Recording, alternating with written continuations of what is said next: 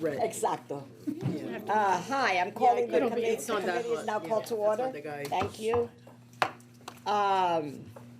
We'll take up the following, how are you? Good.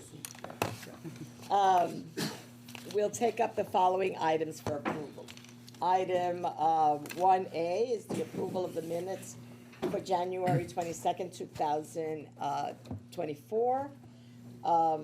Anybody has any comments on the minutes? Changes, adjustments? No. Hearing none, I move the approval of item 1A. Do I have a second? Second. Discussion? No? Okay, all in favor? Good. Any oppositions? Hearing none. Any abstentions? Hearing none, this item is approved. Now we'll go to the policy calendar. Policy item B1 is the resolution requesting the approval of the naming of the Women's Resource Center at Borough Community College. And I call on Vice Chancellor James Gallo to provide some background on this item. Thank you. Good afternoon. Elizabeth Butson has been an active member of the BMCC Foundation since 2000. In her lifetime, she has given over $1.1 million to the BMCC Foundation. She recently made a gift of $400,000 to the BMCC Foundation to support the Women's Resource Center. BMCC enthusiastically recommends the naming of the third-floor Women's Resource Center on the main campus of BMCC in honor of Elizabeth Butson. Thank you.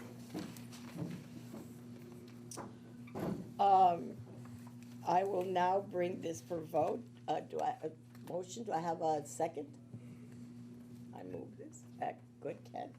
Any discussion? No? Great. Thank you. Then, all in favor? Any opposition? Any abstentions? This item has moved. Thank you. Now, with no other items on the, wait a minute, we do have one more. And that's information. Yes. Okay.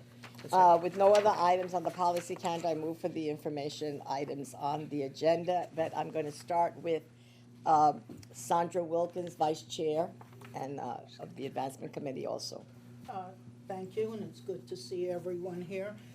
As Chair wanted to move forward, was really to mention from our previous meeting that we are looking to continue to look at the charter and make sure that the provisions of the charter are consistent with what the policies should be now.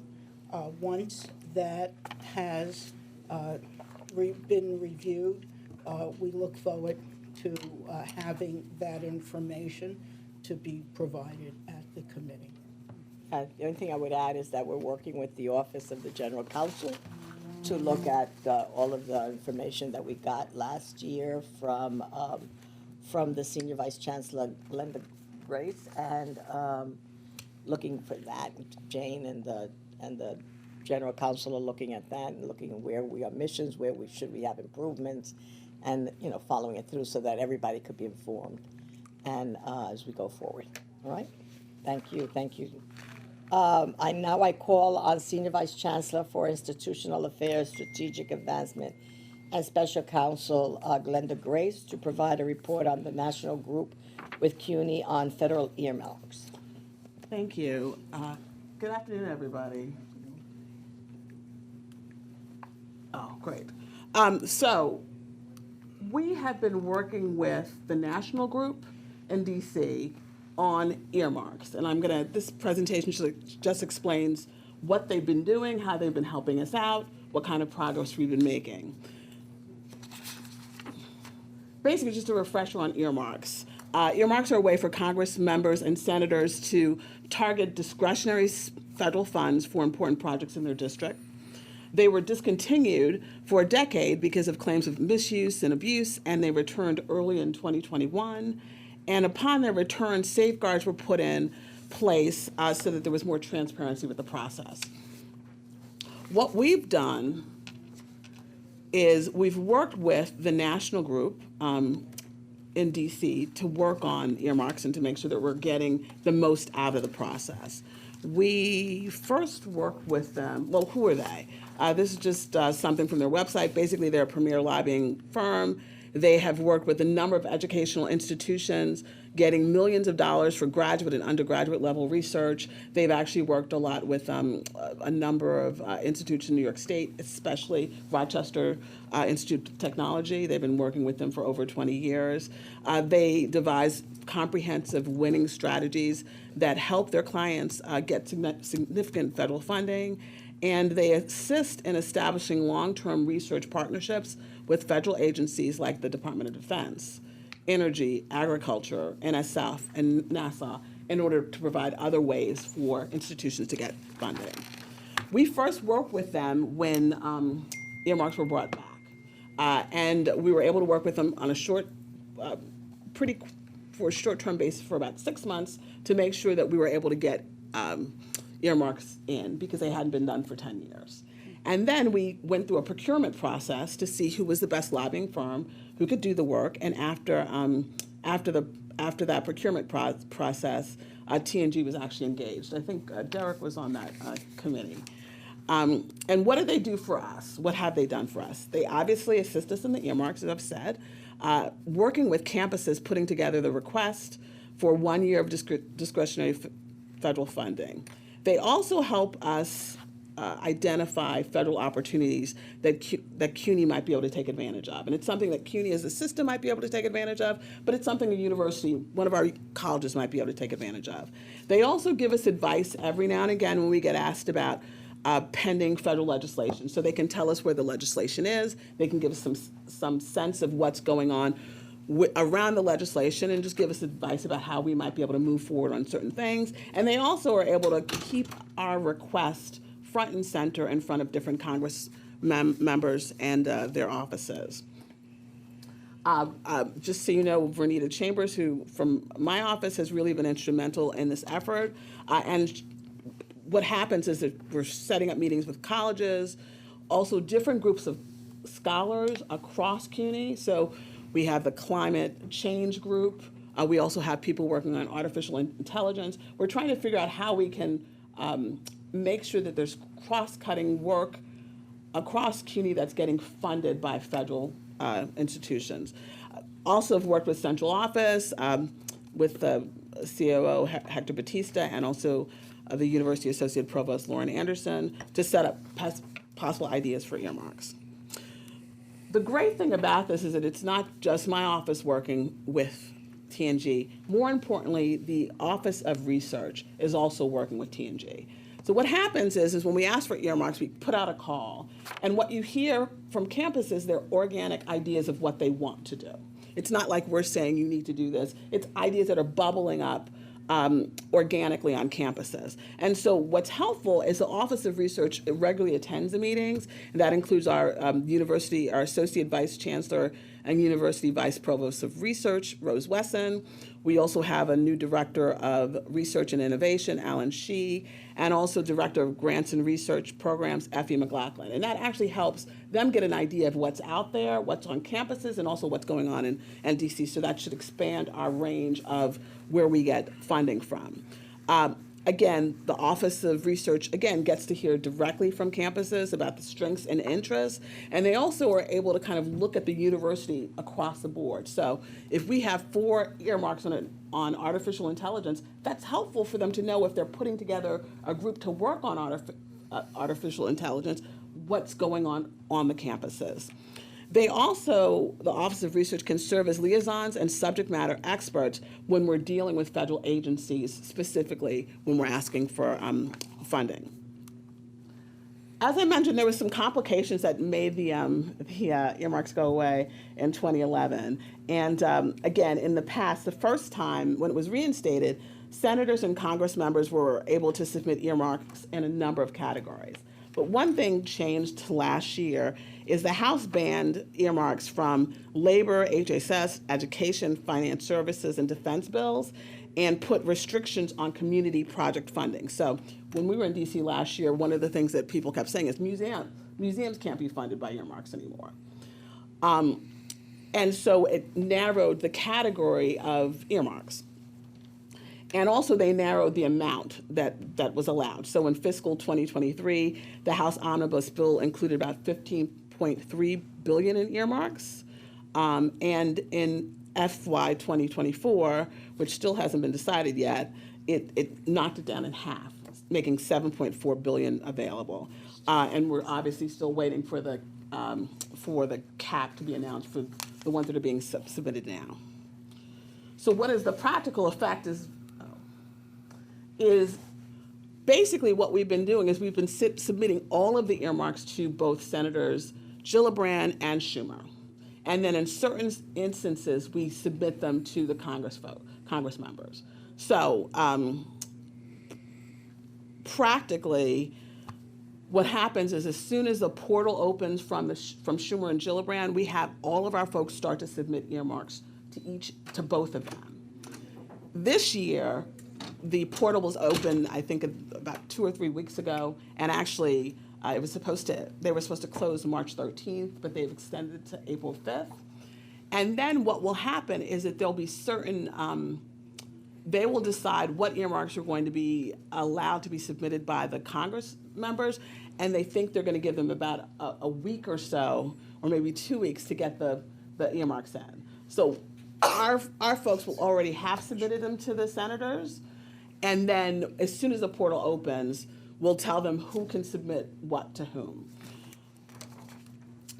Let me see.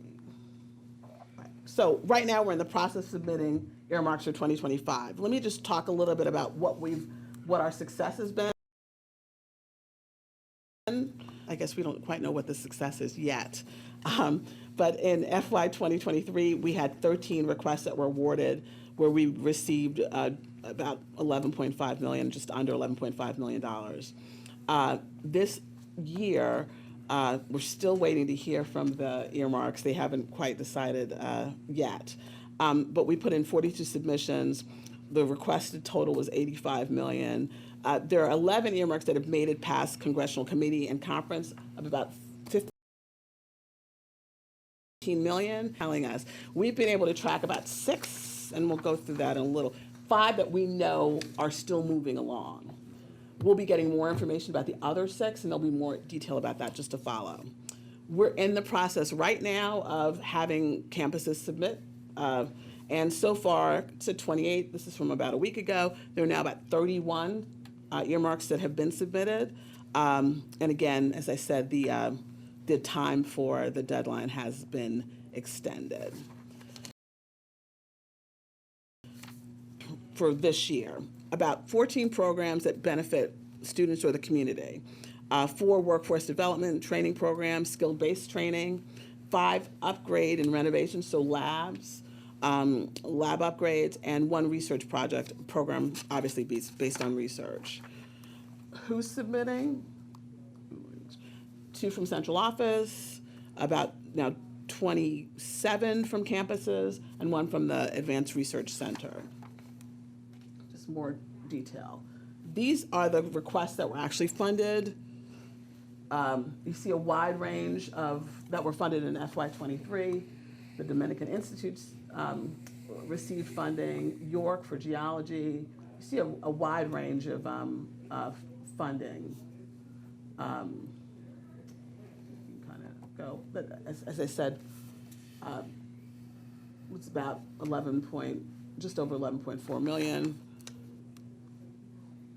The requests that we're waiting to hear about, we have 11 that they're still in the process, and we have it on good authority from different Congress members that we've actually been awarded a number of them. Like they believe it's a lock. And those are ones from Bronx Community College. The challenge is we asked for $2 million for Bronx. We're going to get a little under half, about $850,000, which is still money. City College regarding their alumni house. They asked for 3.5 million, but so far our understanding is they're supposed to get a little over 4 million. College of Staten Island, replacement of lab equipment, 2.9 million. We heard from Malatakis a couple of weeks ago. We're hearing from different Congress members to get quotes, so they're ready to roll it out with press releases when there's an award. John Jay, the cyber crime investigation laboratory is still moving along, is also supposed to be happening, as well as the York College Wind Tunnel and Aviation Research Database. What are our next steps? Obviously, we're still in the midst of doing earmarks. We actually just heard from the med school, and the med school's working to get an earmark done. And when they're working on it, they do the work, they do a white paper, they then work with our experts at TNG. They go back and forth just to make sure that everything's in there that they think needs to be in there. Again, we use the earmark process to verify areas of strength at different colleges. Again, we're able to work on big ideas outside of the earmark process. So part of what we want to do, and we're using this as a way to say, look, we have strength in a particular area, let's go to the agency that might fund this outside of the earmark process. So we have 2 or 3 topics where we're trying to use this process to get in the funding for certain federal agencies. Strengthen lobbying efforts, obviously. We actually are planning for a CUNY Day on the Hill, May 1, 2024. We're waiting for the formal invitations, but we'll be sending informal invitations so everyone knows they can come down. We'll be lobbying part of the day, and then we'll have a reception from 4 to 6. We'll invite different alum and folks who work on the Hill, and obviously Congress members and senators. How do we advocate for earmark submissions? The schools submit letters, support from electeds and community partners. The school meets with elected officials and staff regarding submissions, and the chancellor visits DC to speak with senators, Congress members, and staff. We did that last year, and again, we're going to be doing the same thing May 1. Again, part of the day will be lobbying, and the other part will be having a reception just to let more folks down there know about CUNY. Questions, comments?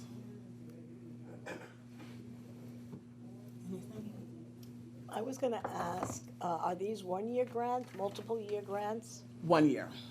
They are 1 year grants. One way that Are hard deliverables or soft deliverables? I don't want to. I think that they're they give us money to maybe upgrade a lab or to get a certain amount of work done. But we don't have to complete that in 1 year.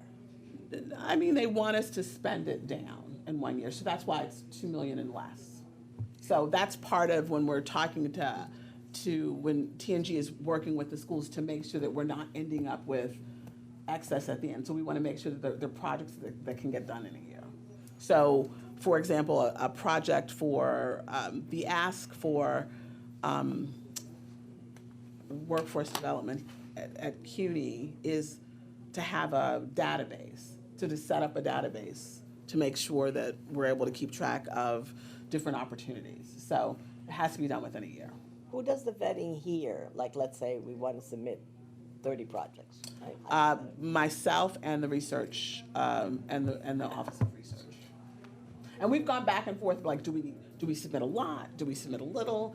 And one of the things that we've realized is if we have schools do the earmarks and it doesn't work through this process, it allows us to have ready-made projects to go make ask someplace else. So in one sense, it's a great advantage, because if we're not able to move forward in this process, then we already know that we have 20 projects that we can ask for funding, either through advancement or through other opportunities that come out through the year. If I can, a lot of it depends on the congressperson that you're working with. So for instance, Adriano Espaillat will call us and say, I want to see an earmark for this much money. And then big surprise, it shows up as a successful earmark. Well, it's interesting because we've actually had requests that didn't work out. Like people were like, we want you to Yeah. do things and it doesn't work out. I will say last year we had the great opportunity when we were meeting with one of the Congress members.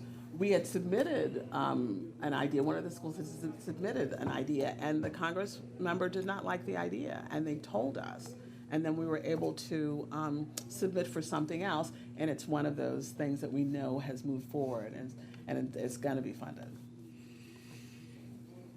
I was gonna say that as you probably imagine, having worked with elected officials, sometimes, one of the good things is that we have great relationship with many members of Congress, and they're very fond of the schools in the district. Sometimes one of the challenges that we have good friends in our Congress members who are very fond, right? And sometimes have very specific ideas about how they wanna see things done. Yeah. So the fact that we have also a process and this venue allows us to be more proactive with some ideas coming from us, right? And again, it's been a great repository of projects. Even if the earmark doesn't come through, you have to write a mini grant that then you can have available for some other funding opportunities.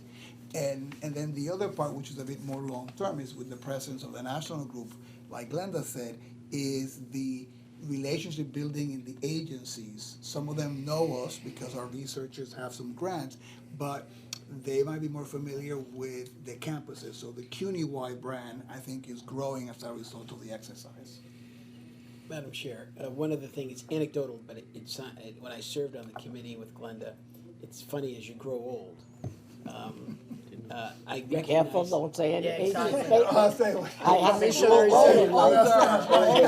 older. I recognize some of the names of our colleagues in the national group, but national group is such an amorphous name. Right. You might say, well, who are these people? John But to Podesta. give you some assurance of comfort of the quality of some of these ladies and gentlemen, they used to be, there, many of them, or some of them, are certainly alumni of Jerry Cassidy and Associates, and anyone who's been around higher education for any length of time, Cassidy and Associates was one of the preeminent power players on K Street in DC for a number of years. They represented my alma mater quite successfully over the 3 decades. And the Photonics Center, the John Hancock Village, and I believe Cassidy was instrumental in working with Senator Kennedy in getting the expansion of Alumni Stadium at Boston College. So these folks are really, they know how to navigate. If you can get $50 million for Boston College, a Catholic school in Newton, out of this congressman, you can do a lot. So I think you picked the right ones there. They're really great, and we meet every week, every other week, and just to make sure we keep things going. And obviously, the earmark process will come to a close, and we'll still continue to do work. This is curious more than, is there any intersection with the state and city legislators of that same committee, of that same district, and the federal, to make sure that you could get support for that particular project? In the letters, right? The Yeah, letters. some of the letters come from- the local electeds. Yeah. One of the things we've been doing, and we gotta move on, because I'm telling that to myself. One of the things that we've done recently is also meet with the staffers, right? To tell them, these are the things we want you to fund, city council. I'd like that you give us this buckshot approach, but if we really wanna make an impact on aging, these are the things we need you to fund. And so we've been a little more instructive, and they've welcomed that, because they don't like buckshot either. So I mean, that's just something. Thank you very much. Any other questions, statements? No. I do think that there has to be some pollination between state government, legislative affairs, and the national group. I think it just helps us, Absolutely, Jeff's on those calls also, so just making sure that we're keeping everybody in the loop. Good. Thank you. Anything else? Okay, next I'm going to call on Vice Chancellor for Government Affairs, Jeff Rodas, to provide CUNY's state budget for '25. Sure. What I think we have, is it loaded? I think it is loaded, yep. Okay. I'm going to talk a little bit about the gold sheet, and this is the state priority sheet that we have used to advocate up in Albany for the last month and a half or so. It's basically what you passed in your budget request a couple of months back. So it's nothing different. It's just a little summary on top of what the governor did in the budget. What the governor added as part of her executive budget was $36 million in operating aid for our senior colleges, $69.5 million for fringe benefits, a continuation of funding for the community colleges, the funding floor, which is worth around $60 million to our community colleges, and extremely important with enrollment not back where it was, and $441 million in capital funding. So that was part of the executive budget. As you all know, on the board, a big ask of ours this year, a big need, is the collective bargaining money from the state. So that's one of the mandatory needs, the thing that we've really been, looking at Albany to try to help us with on the executive side as well as on the legislative side. And the One House bills were just released and passed last week on Thursday. So, we did well in those bills. I'm not here to talk about that because that just happened, and the turnaround isn't that quick in terms of this this meeting. But there is one of the DC 37 and the other collective unions, the other there was a ratified contract done right before the 30-day amendment was released, and the governor put some of that money in her 30-day amendment, and the legislature, both houses did mention something about the money to pay for the salaries of that contract, which is promising. Obviously, the PSC contract is still being negotiated. So the front page basically is $352 million in operating funds, and a bunch of that was included in the One House bills. The back is $1.2 billion in capital funding that we're looking for. I'm not sure if you have the back too. There you go. It's there. Right, thank you. And basically, it's just all the stuff that, you guys passed as part of your university budget request. The other thing I wanted to mention is we also do a green sheet, which we'll be talking about. That's what we do on the city end. Gold for Albany, green for city, money on both ends, hopefully. The green sheet, we usually kind of wait until the mayor releases his executive budget, which is towards the end of April. I got to see the trustee commissioner today at City Hall because we were there for our hearing today, which I thought went quite well this afternoon. We had a few members there, a few members of the Chancellery were there, and that was at 1 o'clock this afternoon, so we're just coming from City Hall. But a lot more to report about in the future. I look forward to informing you what's going on. Thank you. Thank you. Yeah, we're all looking forward to the executive budget. But it was really promising to hear CUNY taking on a little more for the community college. State looking at community colleges in a different way. So that's a forward movement. Let's see what happens, but that's really a forward movement. All right, thank you very much. Finally, I'm going to call on Vice Chancellor for University Advancement, James Gallo, to report on a restricted gift. Sure, thank you. So in an effort to increase transparency and information sharing, the Chancellor requested information on gifts of $1 million or more from each of the college presidents. So those are gifts received either at the college or by the college foundation. So the first period we requested information on is July 1st, 2023 through December 31st, 2023. And these are gifts of $1 million or more. So there are two gifts to report. The first gift is to Queens College. It's a gift from Donald Brownstein. It was made in September. He made a pledge of $1 million to the Queens College Foundation to be paid in 4 installments. They'll create an endowment to support the Dean of the Queens College Business School. Mr. Brownstein has been a longstanding member of the board of the Queens College Foundation and has made several gifts throughout his lifetime. This gift is not a naming gift to Queens College. The second gift to report is to the Graduate Center Foundation. It is from the Leon Levy Foundation. The Leon Levy Foundation made a pledge of $1.555 million to the GC Foundation to be completed by March 2025. The pledge is to provide current use support to the Leon Levy Center for Biography at the Graduate Center for fiscal years 2025 and 2026. The Leon Levy Foundation has previously supported the GC Foundation, and once again, this gift does not include any namings. I expect to make similar reports in future meetings, and I'm happy to take any suggestions or feedback. I just want to thank the Chancellor for moving that forward so that we could have a better sense of transparency and information on all of these things. So I want to thank you, Pharaoh, for that. I can have 2 seconds just to say. You sure that- can. That joy to me to see Dawn, who we gave an honorary PhD in one of we gave the money for the business school, an honorary PhD when I was president of Queens College. It's been an outstanding. It's paid. We didn't do it because of that. We're in a public session, but he's been a great contributor No, of. great. Great. And a great story of philosophy major, philosophy PhD that then went into. but it's all about conservation. Hedge fund asset management has been very, very generous to the college. So thank you, Chair.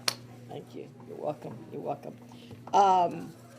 Hearing no other items, we have another meeting to go to.